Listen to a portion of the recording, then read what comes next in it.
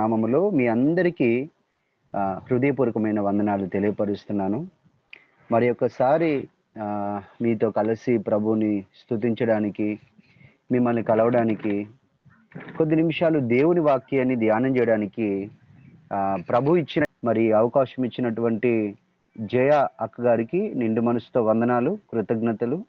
అదే రీతిగా ఇప్పటి వరకు చక్కగా నడిపించిన సహోదరి ప్రశాంతి సహోదరిని బట్టి కూడా ప్రభునకు స్తోత్రాలు. కాన్ఫరెన్స్లో ఉన్నటువంటి ప్రతి ఒక్కరికి నిండు వందనాలు తెలియపరుస్తున్నాను. ఈ సమయంలో పరిశుద్ధాత్మ దేవుడు మనందరితో స్పష్టంగా మాట్లాడును గాక. ఆమె. సిస్టర్, ఒక వాక్యం చదువుకుందాం. యోహాను సువార్త 15వ అధ్యాయము 2వ వచనంలో ఒక మాట ఉంది. యోహాను సువార్త 15:2. కొద్ది నిమిషాలు శ్రద్ధగా వాక్యాన్ని విందాము. వాక్యం వినేటప్పుడు చదవండి. ఆయన తీసి పారవేయును, ఫలించు ప్రతి తీగె మరి ఎక్కువగా ఫలింపవలనని దానిలోని పనికిరాని తీగలను తీసివేయును. నేను మీతో చెప్పిన మాట బట్టి మీరు ఇప్పుడు పవిత్రులై ఉన్నారు. నా యందు నిలిచి ఉండుడి, మీ యందు నేననే నిలిచి ఉండును. ఆమేన్. ఆమేన్. దేవునికి స్తోత్రం. చాలా థ్యాంక్ యూ సిస్టర్.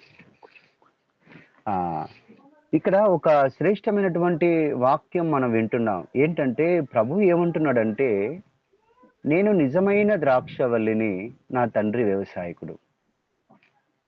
నాలో ఫలింపని ప్రతి తీగెను ఆయన తీసి పారవేస్తాడు.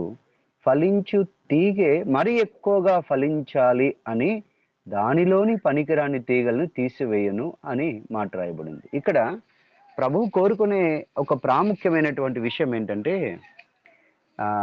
ఆది ఖండంలో ఆదాము హవ్వలను దేవుడు నిర్మించిన తర్వాత దేవుడు వారిని ఆశీర్వదించాడు. ఏమనంటే, మీరు ఫలించి అభివృద్ధి చెంది విస్తరించి భూమిని నిండించండి, భూమిని లోబరుచుకోండి అని ఒక ఆశీర్వాదముతో ఆదాము హవ్వలను బ్లెస్ చేసినట్లుగా మనం చూస్తున్నాం. అంటే దేవుడు నరుణ్ణి కలగజేసిన ప్రారంభ దినం నుండి మానవుని ఎడల దేవుని యొక్క ఉన్నతమైనటువంటి ఉద్దేశం ఏంటంటే, ఉన్నతమైనటువంటి ఉద్దేశం ఏంటంటే దేవుడు కలగజేసిన ప్రతి మనుష్యుడు ఫలించాలి అని కోరుకుంటున్నాడు. అయితే అది పాత నిబంధనలో ఫలించాలి అని కోరుకున్నటువంటి దేవుడు కొత్త నిబంధనలోనికి వచ్చేసరికి మరి ఎక్కువగా ఫలించాలి మీరు అని అంటున్నాడు ప్రభు. అంటే మనం దేవుని చేత పిలువబడ్డాం, దేవుని చేత రక్షించబడ్డాం. మన కొరకు, మన పాపాల కొరకు యేసు ప్రభు ప్రాణం పెట్టి రక్తము కార్చి సర్వస్వాన్ని దారపోసి మనలను దేవుడు తన రాజ్యవాసులుగా, రాజ్య నివాసులుగా మనల్ని పిలిచినటువంటి దేవుడు, ఒక సంఘముగా మనల్ని ఏర్పాటు చేసినటువంటి దేవుడు, మనం ఎలా ఉండాలి అని ప్రభు కోరుకుంటున్నాడంటే మరి ఎక్కువగా ఫలించాలి అంటున్నాడు. మరి ఎక్కువగా ఫలించాలి అంటున్నాడు. మనం అందరం ఈరోజు మరి ఎక్కువగా మనం ఫలించాలి. మారు మనస్సుకు తగిన ఫలాలు ఫలించుడి అని బాప్టిస్మిచ్చి యోహాన్ అన్నాడు. ఒక వ్యక్తి మారు మనస్సు పొందుకుంటే మారు మనస్సుకు తగిన ఫలం ఉంటుంది. అంటే పాతవి ఇక కనబడవు కానీ కొత్తవి కనిపిస్తాయి. ఒకప్పుడు ద్వేషం ఉండేది, ఇప్పుడు ప్రేమ ఉంటుంది. ఒకప్పుడు కోపం ఉండేది, ఇప్పుడు ప్రేమ, కనికరం ఉంటుంది. ఒకప్పుడు నోటితో బూతులు మాట్లాడే వాళ్ళు ఇప్పుడు నోటి మాటతో అదే సువార్త చెప్తున్నారు, అదే వాక్యాలు తెలియపరుస్తున్నారు, సాక్ష్యాలు చెప్తున్నారు. ఒకప్పుడు భయంకరమైన త్రాగుబోతులుగా, వ్యభిచారులుగా, దొంగలుగా, నరహంతకులుగా, లోక పాపానికి అలవాటు పడి లోకంలో భయంకరంగా పాపంలో మునిగి తేలుతున్నటువంటి వారు ఇప్పుడు మారు మనస్సు పొందిన తర్వాత వారి జీవితం ఎలాగుందంటే, ఆ అపవిత్రమైన దాన్ని అంతటినీ తొలగించుకొని పవిత్రమైన మాటలు, పవిత్రమైన చూపులు, పవిత్రమైన ఆలోచనలు, పవిత్రమైన జీవితాన్ని కలిగి వారు ఇతరులకు మాదిరికరంగా, ఆశీర్వాదకరంగా ఉంటారు. అది ప్రభువు మారు మనసు పొందిన వారి ద్వారా దేవుడు చూడాలి అనుకున్నటువంటి ఫలములు. కాబట్టి మనం ఫలించడానికి దేవుడు మనల్ని పిలిచాడు.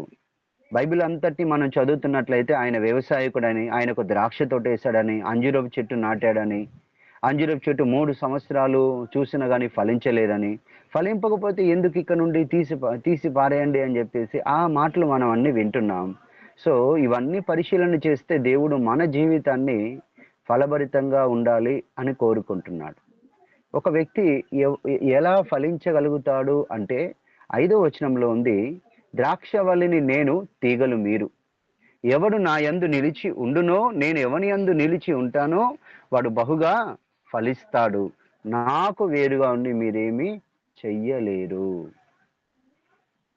దేవునికి, దేవుని సన్నిధికి, ప్రార్థన జీవితానికి, వాక్య ధ్యానానికి వేరుగా ఉండి మనం ఏం చేయలేం. ఈ లోకంలో ఏదో సాధించగలం, ఏదో సంపాదించగలం, ఏదో చేయగలం అని అనుకుంటున్నాం, కానీ ఏం చేయలేం. తప్పిపోయిన కుమారునిలాగా ఏదో చేయాలని ఆస్తిని అంతటినీ తీసుకుని వెళ్ళినా ఏమి చేయలేని, కనీసం ఉన్నవి కూడా పోగొట్టుకొని తినడానికి తిండి లేని గతిలోనికి వెళ్ళిపోయి మరలా తిరిగి తండ్రి వద్దకు వచ్చినట్లుగా మనం చూస్తున్నాం. కాబట్టి మనం దేవునికి వేరుగా ఉంటే, పరమ తండ్రికి వేరుగా ఉంటే మనం ఏమి చేయలేము. అయితే దేవుడు మన జీవితాన్ని ఎలా ఉంచాలి అని కోరుకుంటున్నాడు అంటే మరి ఎక్కువగా ఫలించాలి అని కోరుకుంటున్నాడు. మనం దేవుని ఎడల ఎక్కువగా మనం ఫలించాలి.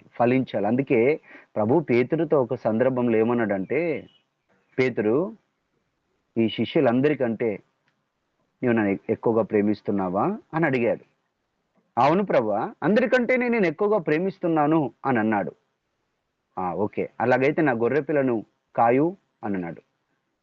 రెండోసారి, పేతురు, నువ్వు నన్ను ఎక్కువగా ప్రేమిస్తున్నావా? అవును ప్రభువా, అలాగైతే నా గొర్రెలను కూడా మేపు అని అన్నాడు. మూడోసారి కూడా, పేతురు, నువ్వు నన్ను ఎక్కువగా ప్రేమిస్తున్నావా? ఎందుకని ఇలా పలుమార్లు దేవుడు అడుగుతున్నాడు, నన్ను ప్రేమిస్తున్నావా, అందరికంటే ఎక్కువగా ప్రేమిస్తున్నావా, అందరికంటే ఎక్కువగా ప్రేమిస్తున్నావా అని ఎందుకు అడిగాడు దేవుడు యేసు ప్రభు పేతురుని? ఎందుకు అంటే, ఎక్కువగా ప్రేమించేటువంటి వారికి దేవుడు ఎక్కువ కృపనిస్తాడు, ఎక్కువగా క్షమిస్తాడు, ఎక్కువగా వారికి కొన్ని బాధ్యతలను అప్పగిస్తాడు. ఈ విషయాన్ని మనం గుర్తెరగాలి. ఓకే, ఒక మాట చదువుకుందాం. యెషయా 55:7. అమ్మా ఒకసారి అది చదవండి. యెషయా 55:7. భక్తిహీనులు తమ మార్గమును విడవవలెను, దుష్టులు తమ తలంపులను మార్చలేను. వారు యెహోవా వైపు తిరిగిన ఆయన వారి యందు జాలి పడును. వారు మన దేవుని వైపు తిరిగిన ఆయన క్షమించును, బహుగా క్షమిస్తాడు. దేవునికి స్తోత్రం. మీకు చూడండి, ఒక వండర్ఫుల్ వర్డ్ ఏంటంటే, భక్తిహీనులు తమ భక్తిహీనతను విడిచిపెట్టాలి. భక్తిహీనులు తమ భక్తిహీనతను విడిచిపెట్టాలి. నెక్స్ట్ ఇంకో మాట ఏంటమ్మా? దుష్టులు తమ తలంపులను మానవలెను. చెడు పనులు చేయాలి, చెడు ఆలోచనలు చేయాలి, చెడు ప్రవర్తన చేయాలనేటువంటి ఈ ఆలోచనలు, దుష్ట ఆలోచనలు మానాలి. ఇంకోటి, వారు యెహోవా వైపు తిరిగిన యెడల ఆయన వారి యందు జాలి పడును. వారు మన దేవుని వైపు తిరిగిన యెడల ఆయన బహుగా క్షమించును. వెరీ గుడ్, దేవునికి స్తోత్రం. చూడండి, లోకంలో ఉన్నప్పుడు లోకంలో ఏదో ఆకర్షితంగా ఉంది, ఏదో ఈ త్రాగడం కానీ, తిరగడం కానీ, ఈ వ్యభిచారం కానీ, అక్రమమైన జీవితాలు కానీ, ఈ భక్తిహీనత జీవితం కానీ ఒక మనిషిని ఎలా చేస్తుందంటే అధోపాతాళానికి తీసుకొని వెళ్తుంది. శాంసన్ని తీసుకెళ్ళినట్టు ఈ లోక ఆశలు, లోక అలవాట్లు, లోక కోరికలు ఒక మనిషిని పతనావస్థకు తీసుకుని వెళ్తుంది. కాబట్టి భక్తిహీనతను విడిచిపెట్టాలి, చెడుతనాన్ని విడిచిపెట్టాలి, అపవిత్రతను విడిచిపెట్టాలి, దేవుని వైపు తిరగాలి. దేవుని వైపు తిరిగిన యెడల ఆయన వారిని బహుగా క్షమిస్తాడు. ఆయన క్షమించుటకు సిద్ధమైన మనస్సు కలిగిన వాడు. చాలా మంది అనుకుంటారు, నేను దేవుని సన్నిధిని విడిచిపెట్టాను, దేవుని మార్గాన్ని విడిచిపెట్టాను, దైవజనులు చెప్పినా నేను వినలేదు, తల్లిదండ్రులు చెప్పినా నేను వినలేదు, నా ఇష్టానుసారంగా నేను జీవించాను, ఇప్పుడు నా జీవితం అధోగతిగా మార్చబడింది, ఏం చేయాలి, ఎక్కడికి వెళ్ళాలి, ఎలా ఏంటి అని దిగులుతో, బాధతో ఉంటారు. కానీ ఒక గొప్ప విషయం ఏంటంటే, మనం ఎలాంటి స్థితిలో ఉన్నా మరి ఒకసారి ప్రభు తట్టు తిరిగితే ఆయన క్షమించుటకు సిద్ధమైన మనస్సు కలిగినటువంటి దేవుడు. ఆయన మనలను క్షమిస్తాడు. అదొకటి మనం గుర్తెరగాలి. కాబట్టి లోకాన్ని విడిచిపెట్టి, పాపాన్ని విడిచిపెట్టి దేవుని తట్టు తిరిగితే ఆయన వారిని క్షమిస్తాడు, ఆయన వారిని అంగీకరిస్తాడు. ఆ తండ్రి తన చిన్న కుమారుని ఇంటిలోనికి తీసుకుని వెళ్ళి గొప్ప విందు చేసినట్లుగా మనం తిరిగి దేవుని దగ్గరికి, దేవుని మందిరంలోనికి, దేవుని సన్నిధిలోనికి చేర్చబడితే గనుక దేవుడు మనల్ని బట్టి చాలా సంతోషిస్తాడు. ఒకప్పుడు మనం పోగొట్టుకున్న మహిమ, పోగొట్టుకున్న ఘనత, పోగొట్టుకున్నదంతా కూడా తిరిగి దేవుడు మనకు అనుగ్రహిస్తాడు. ఈ విషయాన్ని మనం గుర్తెరగాలి. కాబట్టి మనం దేవుని తట్టు తిరిగితే ఆయన బహుగా క్షమిస్తాడు, బహుగా ప్రేమిస్తాడు. ఈ విషయాన్ని గుర్తెరగాలి. అందరికంటే ఎక్కువగా ఈ ఒక్క మాట గుర్తుంచుకోండి. మీకు ఈ ఎక్కువగా మనం ఫలించాలి, ఎక్కువగా అనేటువంటి మాటను గురించి ఒక 3 విషయాలు చెప్పి నేను ముగిస్తాను. ఓకే? ఒక మాట చదవండి అమ్మా. నెహెమ్యా 7వ అధ్యాయం 2వ వచనం.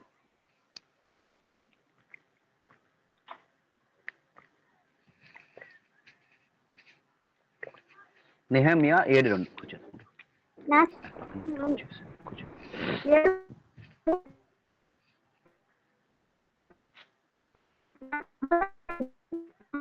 అమ్మా చదవండి.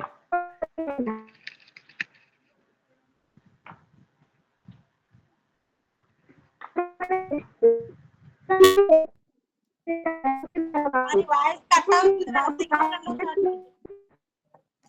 అమ్మా అమ్మా సిగ్నల్ ఉన్న చోట ఉండి వాయిస్ కట్ అవుతుంది. సరే సరే, ఓకే అమ్మా, నేను చదువుతాను. చూడండి, నేను చదువుతాను. అమ్మా, నెహెమ్యా 7:2లో ఈ మాట ఉంది. ఒకటి చూడండి. నా సహోదరుకును యెరూషలేము పైన అధికారం ఇచ్చి తిని. హనన్య నమ్మకమైన మనుష్యుడు, అందరికంటే ఎక్కువగా దేవుని ఎదుట భయభక్తులు కలిగిన వాడు. ఈ మాట ఈరోజు హైలైట్ చేసుకోండి. ఓకే? ఇప్పుడు ఈ హనన్యాను గురించి రాయబడిన మాట ఏంటంటే, ఆయన కోటకు అధిపతిగా ఉన్నాడు. ఏ కోటకు? రాజు ఉండేటువంటి కోటకు అధిపతిగా ఉన్నాడు. ఇది ఒకటి గుర్తుంచుకోండి. కోటకు అధిపతిగా ఉన్నటువంటి వ్యక్తి దేవుని యందు భయభక్తులు కలిగి ఉన్నాడు. ఎలాంటి భయభక్తులు కలిగి ఉన్నాడు? ఆయనలో 2 క్వాలిటీస్ మన ఇక్కడ రాసి పెట్టాడు దేవుడు. ఏంటి? ఆయన నమ్మకమైన మనుష్యుడు ఒకటి. రెండోది ఏంటంటే, అందరికంటే ఎక్కువగా దేవుని ఎదుట భయభక్తులు కలిగిన వాడు. ఇది గుర్తుంచుకోండి. ఎవరి ఎదుట భయభక్తులు కలిగిన వాడు? దేవుని ఎదుట. చాలా మంది మనుషుల ఎదుట నేను భయభక్తులు కలిగిన వాడిని, భక్తి కలిగిన వాడిని అని చెప్పుకోవడానికి బైబిల్ పట్టుకొని చర్చికి వెళ్తాం, ప్రార్థన చేస్తాం. మనుషుల ఎదుట మన ప్రార్థనలు కూడా ఎలా ఉంటాయంటే, అమ్మ ప్రార్థన చేయండి అంటే మన ప్రార్థనలు ఎలా ఉంటాయంటే, అమ్మ నా ప్రార్థన చాలా మంది వినాలి, బాగు చేసింది అని అనుకోవాలి అని చెప్పి మనుషుల ముందు ఒకలాగా ప్రార్థన చేస్తారు. ఒంటరిగా ఉన్నప్పుడు ఒకలాగా ప్రార్థన చేస్తారు. ఎందుకంటే నా ప్రార్థనలు మనుషులు వినాలి, అబ్బా బాగా ప్రార్థన చేసింది అని అనుకోవాలి, నేను ప్రార్థనా పరాలను అనుకోవాలి అనేటువంటి అంతరంగికరమైనటువంటి ఒక ఉద్దేశం. ఇది మనుషుల ఎదుట ప్రదర్శించేటువంటిది. కానీ ఈ హనన్యా గురించి రాయబడిన మాట ఏంటంటే, ఆయన మనుషుల ఎదుట భయభక్తులు కలిగిన వాడుగా ఉండాలి అని అనుకోలేదు, కానీ నా భక్తిని దేవుడు చూస్తాడు. కాబట్టి నేను దేవుని ఎదుట భయభక్తులు కలిగిన వ్యక్తిగా ఉండాలి. ఎలా? అందరిలాగా ఉంటే నాకేముంది? అందరికంటే ఎక్కువగా నేను భయభక్తులు కలిగి ఉండాలి అని ఒక నిర్ణయం తీసుకొని అందరికంటే ఎక్కువగా భయభక్తులు కలిగి ఉండడానికి ప్రయత్నం చేశాడు. అలాగా ఉన్నాడు. అందరికంటే ఎక్కువగా దేవుడు అంటే భయం. అందరూ భయపడిన దానికంటే ఇతనికి ఎక్కువ భయపడతాడు. ఏదైనా పాపం చేయడానికి, పాపాన్ని చూడడానికి, పాప మాటలు మాట్లాడడానికి, చెడు సహవాసాలు చేయడానికి చాలా భయపడతాడు. ఎందుకంటే ఎక్కడ నేను తప్పిపోతానేమో, ఎక్కడ నా మనసు మారిపోతుంది, ఎక్కడ నా ఆలోచనలు మారిపోతాయో. ఏదైనా చిన్న సినిమా చూడాలంటే, ఏదైనా సీరియల్ చూడాలంటే, ఏదైనా జబర్దస్త్ చూడాలంటే, అమ్మో దేవుడు చూస్తున్నాడు కదా, దేవుడు వింటాడు కదా, దేవుడు గద్దిస్తాడు కదా, దేవుడు నన్ను చూస్తున్నాడు కదా, నా భక్తిని చూస్తాడు కదా అనేటువంటి ఆ ఆలోచనలు హృదయ అంతరంగంలో ఉంటాయి. కాబట్టి నేను దేవుని ఎదుట ఈ తప్పు చేయకూడదు, మనుషులు ఎవరు చూడకపోయినా నన్ను దేవుడు చూస్తున్నాడు, మనుషులు ఎవరు నా మాటలు వినకపోయినా దేవుడు వింటున్నాడు అనేటువంటి ఒక ఆలోచన భావం కలిగి అందరికంటే ఎక్కువగా భయభక్తులు కలిగిన వ్యక్తిగా హనన్యా ఉన్నాడు. కాబట్టి అందరికంటే ఎక్కువగా దేవునికి భయపడ్డాడు, అందరికంటే ఎక్కువగా భక్తి కలిగిన వ్యక్తిగా హనన్యా ఉన్నాడు. అయితే ఏంటి లాభం ఏంటంట అని అంటే, రాయబడిన మాట చూడండి. ఆయన కోటకు అధిపతి, కానీ అందరికంటే ఎక్కువగా భయభక్తులు కలిగి, దేవుని ఎదుట భయభక్తులు కలిగి నమ్మకమైన వాడై ఉన్నందుకు, అంటే ఈ నమ్మకమైన వాడు ఒకటి దేవునికి నమ్మకస్తుడిగా ఉన్నాడు, తనకు ఎక్కడైతే పని చేస్తున్నాడో ఆ పని ప్లేస్ లో కూడా నమ్మకంగా ఉన్నాడు, ప్రతి విషయంలో నమ్మకంగా ఉన్నాడు. కాబట్టి అతనికి ఎలాంటి ఆధిక్యత కలిగిందో ఒకటిసారి చూడండి. 2వ వచనంలో, నా సహోదరైన అనానికిని కోటకు అధిపతి అయిన హనన్యాకును. యెరూషలేము పైన అధికారం ఇచ్చి తిని. కోటకు అధిపతి అయినటువంటి వాడు యెరూషలేము అంతటికి అధికారిగా ఎలా మార్చబడ్డాడు? ఒక చిన్న కోట ఎక్కడ ఉంటుంది, యెరూషలేము అంతా ఎక్కడ ఉంటుంది? ఈ మాట ఒకసారి కొంచెం లోతుగా అర్థం చేసుకోండి. ఇప్పుడు మీరు ఒక ఇంటిలో ఉన్నారు, ఒక ఇంటిలో అధికారిగా ఉన్నారు. మీ నమ్మకత్వాన్ని బట్టి, మీ యథార్థతను బట్టి ఒక పట్టణం పైన అవనిగడ్డలో గాని, మీరున్న ప్రాంతంలో గాని, ఈ ప్రాంతం అంతటికి నువ్వే అధికారివి, నువ్వే ఇక దీన్ని పరిపాలన చేయాలి అంటే ఎలా ఉంటది? అంటే ఒక ఇంటిలో అధికారి ఒక దేశానికి అధికారిగా ఎలా మార్చబడ్డాడు అంటే, అతడు నమ్మకమైన వాడు, దేవుని ఎదుట అందరికంటే ఎక్కువ భయభక్తులు కలిగిన వాడు. మరి మనం ఎలా ఉన్నాం? అందరికంటే ఎక్కువగా భయభక్తులు కలిగి ఉన్నామా? అందరికంటే ఎక్కువగా దేవుణ్ణి ప్రేమిస్తున్నామా? స్తుతిస్తున్నామా? ఆయన ఆశించిన రీతిగా మన జీవితం ఉంటుందా? అయితే మన జీవితంలో ప్రభు కోరుకునేది ఏంటంటే, అందరిలా కాదు, అందరికంటే ఎక్కువగా భయభక్తులు కలిగి ఉండాలి, అందరికంటే ఎక్కువగా నమ్మకమైన వ్యక్తిగా ఉండాలి. ఇది ఒకటో పాయింట్. ఓకే. సో కోటకు అధికారిగా ఉన్నటువంటి వ్యక్తి యెరూషలేము పైన అధికారం పొందుకోవడం గల కారణం ఏంటంటే, అందరికంటే ఎక్కువగా భయభక్తులు కలిగి ఉన్నాడు. ఇది ఒకటి. రెండో విషయము, ఆదికాండం 37:4 చదవండి అమ్మ ఒకసారి. ఆదికాండం 37:4. ఆదికాండం 37:4. అతని సహోదరులు తమ తండ్రి అతనిని తమ అందరికంటే ఎక్కువగా ప్రేమించుట చూచినప్పుడు వారు అతని మీద పగపట్టి అతన్ని క్షేమ సమాచారమైన అడగలేకపోయిరి. యోసేపు ఒక కల కని తన సహోదరుల చాలమ్మా. Thank you so much. ఇక్కడ చూడండి, అతని సహోదరులు తమ తండ్రి అతనిని తమ అందరికంటే ఎక్కువగా ప్రేమించుట చూసినప్పుడు వారు అతని మీద పగబెట్టారు. ఇప్పుడు ఈ తండ్రికి ఎంతమంది పిల్లలు? 12 మంది మగ పిల్లలు ఉన్నారు. ఈ 12 మంది మగ పిల్లల్లో యాకోబు ఎవరిని ఎక్కువగా ప్రేమించాడంటే, వీరందరిలో యోసేపుని ఎక్కువగా ప్రేమించాడు. ఎందుకు యాకోబు యోసేపుని ఎక్కువగా ప్రేమించాడు అని అంటే, అసలు యోసేపు చేసిన పని ఏంటంటే, తన అన్నలు ఏవైనా తప్పు చేస్తే, ఏదైనా పొరపాటు చేస్తే, తప్పుగా మాట్లాడితే, తప్పుగా ప్రవర్తిస్తే, ఈ బయట ఎక్కడెక్కడో చెప్పడం కాదు కానీ నేరుగా తండ్రి దగ్గరికి వెళ్ళి తండ్రికి మాత్రమే అన్నల గురించి చెప్తున్నాడు. నాన్న, మరి పెద్దోడు రూబేన్ ఉన్నాడు కదా అన్నయ్య, మరి ఇలా మాట్లాడుతున్నాడన్నా, ఇలా ప్రవర్తిస్తున్నాడు నాన్న, మరి అట్లా ఉండకూడదు కదా నాన్న, నువ్వు చెప్పు నాన్న అని చెప్తున్నాడు. ఈ నాన్న యాకోబు ఏం చేస్తున్నా అంటే, అరే రూబేను, ఏంట్రా, ఏంది నువ్వు చేసిన పని ఏంటి, ఎందుకు అలా మాట్లాడుతున్నావు, ఎందుకు అలా చేస్తున్నావు, తప్పు కదా, మానుకో అని గద్దిస్తే, ఇట్లా ఒక్కొక్కరి చెడుతనాన్ని గురించి ఈ యోసేపు తండ్రి దగ్గరికి తీసుకుని వస్తే, తండ్రి తమ కుమారులను సరిచేయడానికి చూస్తున్నాడు. అరే మన విషయం అంతా కూడా నాన్న దగ్గరికి ఎలా వెళ్తుంది? యోసేపు చెప్తున్నాడా, అరే మన సంగతులన్నీ, మన విషయాలన్నీ కూడా నాన్నకు చెప్పి మనల్ని తిట్టిపిస్తున్నారా, వీని సంగతి చూద్దామని చెప్పి అనుకున్నారు. వాస్తవంగా యోసేపు చేసిన పని ఏంటంటే, తన అన్నలలో ఉన్నటువంటి లోపాలను తెలుసుకున్నప్పుడు తండ్రి దగ్గరికి వెళ్ళి చెప్పి సరిచేసే ప్రయత్నం చేశాడు. ఎందుకంటే తన అన్నలను యోసేపు ప్రేమించాడు కాబట్టి ఆ చెడుతనాన్ని అక్కడిక్కడ చెప్పకుండా నేరుగా సరిదిద్దగలిగిన తండ్రికి మాత్రమే చెప్పాడు. సో ఆ తండ్రి వారిని సరిచేసే ప్రయత్నం చేశాడు, గమనించాలి. అందుకనే చెడుతనాన్ని యోసేపు అసహించుకున్నాడు, పాపాన్ని అసహించుకున్నాడు, అబద్ధాన్ని అసహించుకున్నాడు, చెడు పనులను అసహించుకున్నాడు, అవి తప్పు అని గ్రహించుకున్నాడు, అది పొరపాటు అని గ్రహించుకున్నాడు. కాబట్టి అలాంటివి చేయకుండా జాగ్రత్త పడ్డాడు. అలా చేసి అన్నలను కూడా సరిచేసే ప్రయత్నం చేశాడు. తన వయసులో చిన్నవాడు, పెద్దవాళ్ళకి చెప్పలేడు కాబట్టి తండ్రికి చెప్పి సరిచేసే ప్రయత్నం చేశాడు. ఇక్కడ ఒక విషయాన్ని గమనించాలి. అయితే మన సహోదరులలో కూడా చాలా తప్పిదాలు మనకు అనిపిస్తాయి, చాలా పొరపాట్లు మనకు అనిపిస్తాయి. మన పక్కన ఉండేటువంటి వారు కానీ, వారి మాటలు, ప్రవర్తన, క్రియలు, ఏదైనా లోపాలు, పొరపాట్లు, తప్పిదాలు ఉన్నప్పుడు మనం ఫోన్ చేసి ఇంకొకరికి, వీళ్ళకు చెప్పే బదులు నేరుగా రహస్యంగా ఉన్నటువంటి తండ్రికి గదిలోనికి వెళ్ళి, ప్రవ్వా ఆ వ్యక్తి పొరపాటు ఇలా ఉంది, క్షమించండి ప్రభా, తన ప్రవర్తన సరిచేయండి, ఆలోచన సరిచేయండి, అలవాట్లను సరిచేయండి అని తండ్రికి చెప్తే ఇంకెంత బాగుంటది. మనకు తప్పిదాలు లేని వాళ్ళు ఎవరు లేరు, పాపాలు లేని వాళ్ళు ఎవరు లేరు. ఏదో ఒక విషయాల్లో బలహీనతలు కలిగి తప్పిదాలు కలిగి ఉంటారు. అయితే ఆ తప్పిదాన్ని గ్రహించుకునేటట్లుగా మనం ప్రయత్నం చేయాలి. ముఖ్యంగా వారి కోసం మనం ప్రార్థన చేయాలి. ఇది ప్రభు మనకు నేర్పించేటువంటి ఒక మాదిరి. అలాంటి వారిని దేవుడు ఎక్కువగా ప్రేమిస్తాడు. ఎందుకు? తన సహోదరులు సరిచేయబడాలని కోరుకుంటున్నారు కాబట్టి. తన సహోదరులు ఆ ఉన్నటువంటి పొరపాట్లను తప్పిదాలను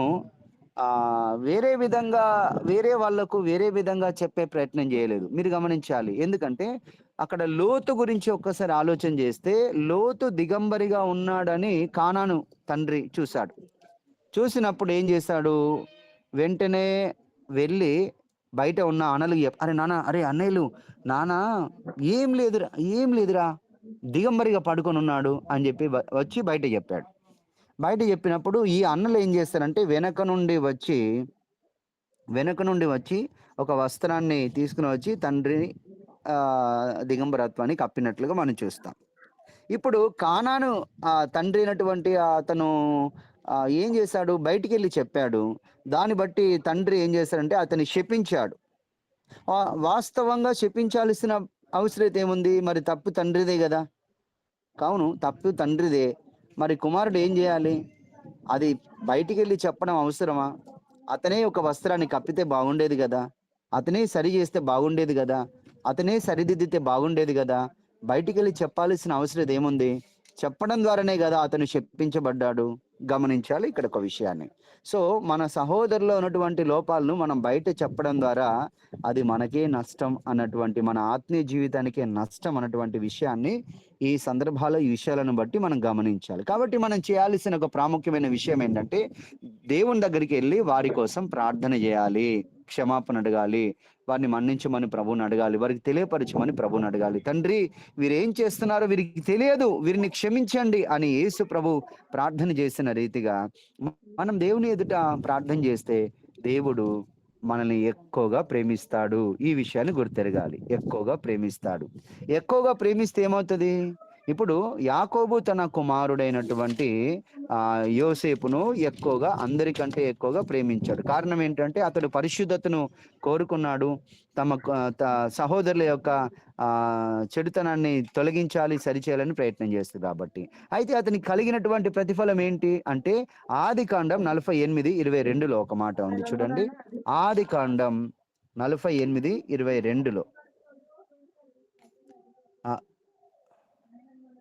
నేను నీ సహోదరుల కంటే నీకు ఒక భాగం ఎక్కువగా ఇచ్చి తిని, అది నా కత్తితోనూ నా వింటితోనూ అమరోయుల చేతిలో నుండి తీసుకొంటినని యోసేపుతో చెప్పాను. ఆమేన్. థ్యాంక్ యూ అక్క. ఇప్పుడు వాస్తవంగా ఒక భాగం ఎవరికి ఎక్కువగా ఇవ్వాలి చెప్పండి? వాస్తవంగా ఎవరికి ఎక్కువ ఇవ్వాలి? జ్యేష్ఠ కుమారునికి ఒక భాగం ఎక్కువగా ఇవ్వాలి. మరి యోసేపు జ్యేష్ఠుడు కాదు కదా, అతడు చిన్నవాడు కదా, అతనికి ఎందుకు ఎక్కువ భాగాన్ని ఇస్తున్నాడు? ఇది నేను కష్టపడి సంపాదించింది కాబట్టి నేను ఇస్తున్నా. తమ్ముడు, నేను నా కష్టపడి సంపాదించింది కాబట్టి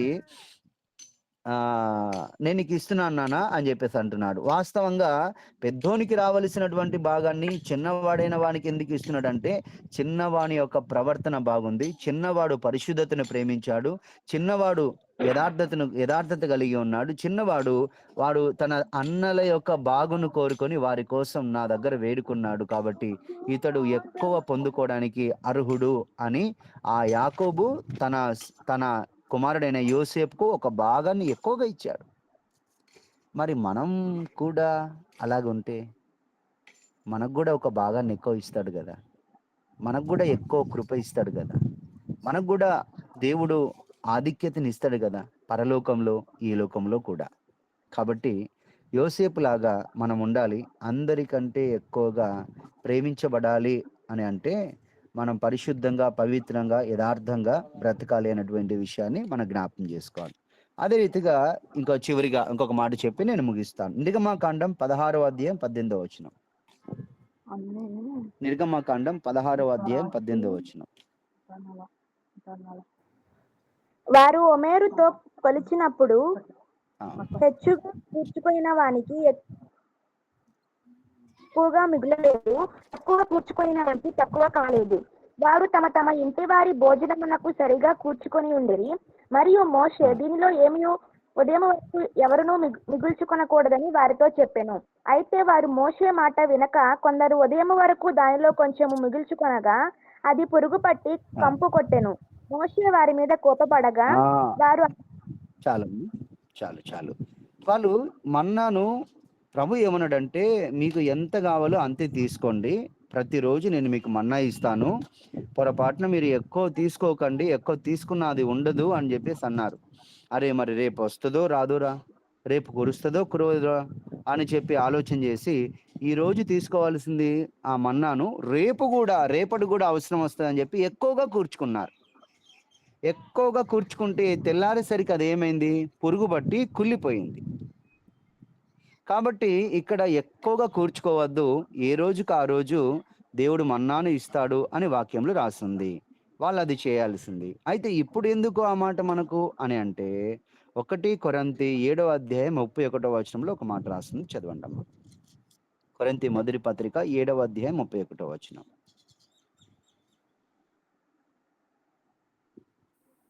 ఈ లోకము అనుభవించు వారు అమితముగా అనుభవింపునట్టును ఉండవలెను. ఏలయనగా ఈ లోకము నటన గతించుచున్నది, వీరు చింతలేని వారే ఉండాలని కోరుచున్నాను.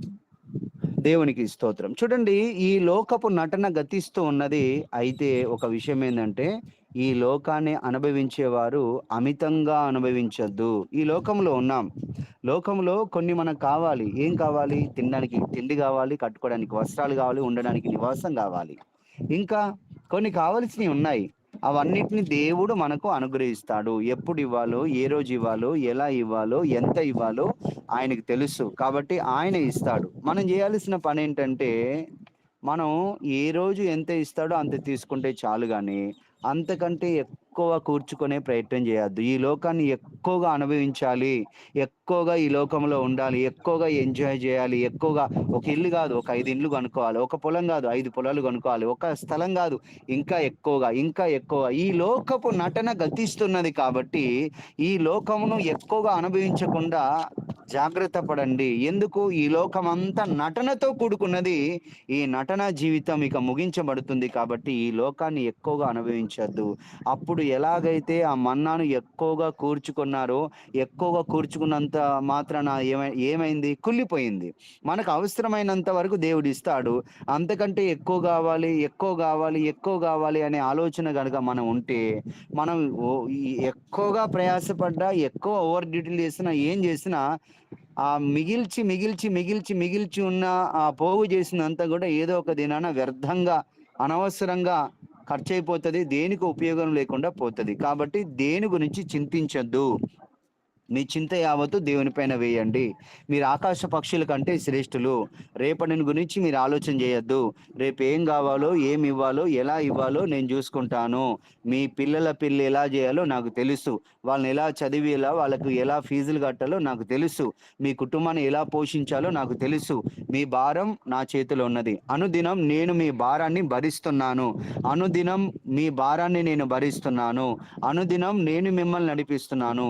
కాబట్టి ఈ లోకాన్ని గురించి ఆలోచన చేయడం అధికంగా కాకుండా, అవసరమైనంత వరకు ఉండి, అవసరమైనంత వరకు పనిచేసి, అవసరమైనంతగా ఉండి, మరి ఎక్కువగా మనం ఏం చేయాలంటే ఆధ్యాత్మికమైనటువంటి విషయాల గురించి ఎక్కువగా ఆలోచన చేసి, ఆధ్యాత్మికమైనటువంటి విషయాలను గురించి మనం ముందుకు సాగితే, ఆత్మ సంబంధమైన వాటి మీద మనస్సు పెట్టుకుంటే, మీరు క్రీస్తుతో కూడా లేపబడిన వారైతే మీరు పైనున్న వాటిని వెతకండి, పైనున్న వాటిని సంపాదించుకునండి అని భక్తుడు అంటాడు. ఏంటి పైనున్నది? పైన ప్రభు ఉన్నాడు. పైన ఏముంది? ప్రభు ఉన్నాడు. పైన ఏముంది? పరలోకం ఉన్నది. పైన ఏముంది? జీవ కిరీటం ఉంది. పైన ఏముంది? మహిమ కిరీటం ఉంది. పైన ఏముంది?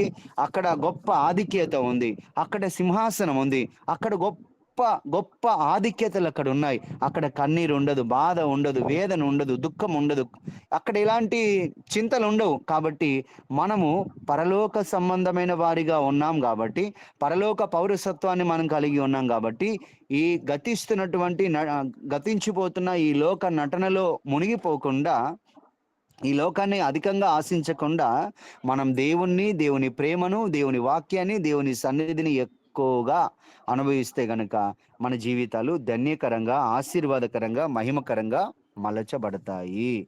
కాబట్టి మనం ఎక్కువగా ఫలించాలి అంటే ఎక్కువగా భయభక్తులు కలిగి ఉండాలి. ఎవరిలాగా? హనన్యా గారిలాగా.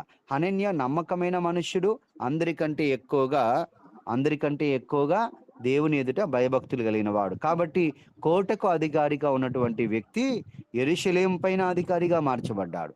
యాకోబు తన కుమారులందరికంటే యోసేపుని ఎక్కువగా ప్రేమించాడు. కారణం ఏంటి? యోసేపు పరిశుద్ధతను ప్రేమించాడు, తన సహోదరుల క్షేమాన్ని కోరుకున్నాడు. కాబట్టి అందరికంటే ఎక్కువగా ప్రేమించాడు. ప్రతిఫలంగా ఏం కలిగింది? ఒక భాగాన్ని ఎక్కువగా ఇచ్చాడు. పరలోకమందు మీ ఫలం అధికమవుతుంది అని చెప్పిన మాట ఇక్కడ మనం జ్ఞాపకం చేసుకోవచ్చు. ఇంకోటి ఏంటంటే చివరిగా, ఇశ్రాయేలీయులు మన్నాను హెచ్చుగా కూర్చుకున్నారు. దానికి ఏమైంది? పురుగు పట్టిపోయింది. కాబట్టి ఈ లోకాన్ని ఎక్కువగా అనుభవించద్దు. దైవిక సంబంధమైన వాటి విషయంలో మనం ముందుకు సాగాలి. కాబట్టి మరి ఎక్కువగా ఫలించాలి అని ప్రభు మన జీవితంలో కోరుకుంటున్నాడు. ఎక్కువగా ఫలించాలి. దేవునిలో ఉంటే మనం ఫలిస్తాం. దేవుని సన్నిధిలో ఉంటే ఫలిస్తాం. ప్రార్థనలో సమయం గడిపితే ఫలిస్తాం. వాక్యాన్ని ఎక్కువగా చదివి, వాక్యాన్ని గురించి ఆలోచన చేసి, వాక్యాన్ని ధ్యానం చేస్తే మనం ఫలిస్తాం. అలా కాకుండా లోక స్నేహాలతో తిరుగుతూ, తాగుతూ, తింటూ ఈ లోకాన్ని అమితంగా అనుభవించేటువంటి వారు ఫలించలేరు. దేవునికి వేరుగా ఉండి ఎవరు ఏమీ సాధించలేరు, ఏమీ చేయలేరు. కాబట్టి మనం తెలుసుకోవాల్సిన ఒక ప్రాముఖ్యమైన విషయం ఏంటంటే, నా యందు మీరు నిలిచి ఉంటేనే మీరు బహుగా ఫలిస్తారు. మీ యందు నేను, నా యందు మీరు నిలిచి ఉంటే బహుగా ఫలిస్తారు. కాబట్టి మనం అధికంగా ఫలించాలని ప్రభు కోరుకుంటున్నాడు. అందరికంటే ఎక్కువగా మనం దేవుని ప్రేమించాలి. అందరికంటే ఎక్కువగా నమ్మకత్వాన్ని కనపరచాలి.